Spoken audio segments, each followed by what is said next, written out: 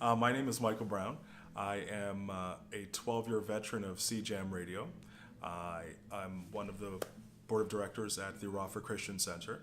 I am very much involved in several different social black causes in the Windsor-Essex County area. I am a musician. I'm a uncle to many nephews and nieces, and that's who I am.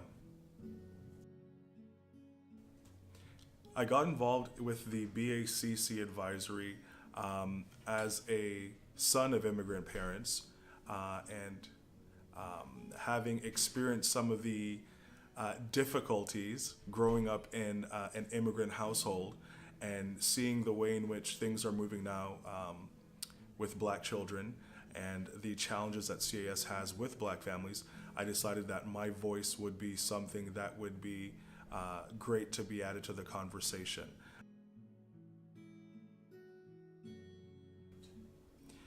The purpose of the BACC committee is to bring awareness to, I think, first of all, the Children's Aid of the cultural differences we have in child rearing as black, African, and Caribbean communities.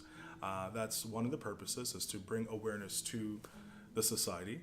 The second, or maybe even the first more important purpose of the BACC is to highlight some of the services, the good things about the Children's Aid Society to our black, African, and Canadian communities. There is a huge stigma, a huge fear of the Children's Aid Society. And having sit on this committee now for quite some time, the past number of months, my eyes are completely enlightened. I had no idea of all of the positive things that actually happen within this building to support black, African, and Caribbean families. I personally hope to see, as a result of BACC's work, that the Children's Aid becomes more culturally sensitive to our different ways of doing things. We want to see our parents within our cultural group, we want to see them use alternative methods of punishment, of discipline in raising their children. And ultimately, my personal goal, I want to see a huge wave of black families, African families, Caribbean families going into foster care and wanting to foster children. That's what I would like to see, and adopt children, because I believe that, things happen, children end up in care, but if they can be around people that look like them, that speak like them, that sound like them, that eat the same food, that their chances for success are pretty good. Their children will feel less different. They'll have less emotional struggles throughout life if they can be around their own family. I believe that I'm as strong as I am as accomplished as I am because of amazing parents who had their own challenges, but they did the best they could with what they had, and here I am.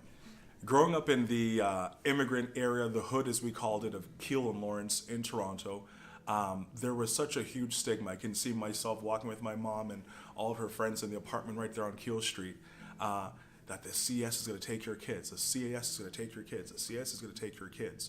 There was such this big negative cloud over our parents in the way in which they did things.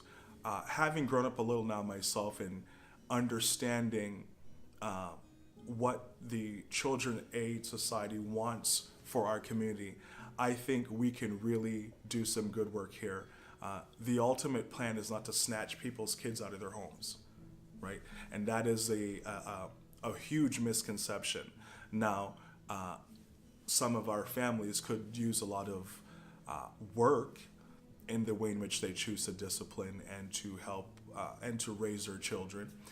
And so we want to bring about tools to make things less difficult between the two, bridging the gap between the Children's Aid Society and our beautiful black community, making us understand each other better.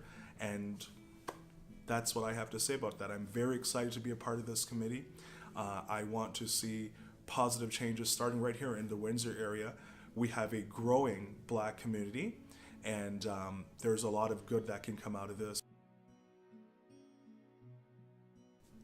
The role that the community can play is coming out to the town hall meetings that we have had. We want you to invite us to your church, invite us to your community groups.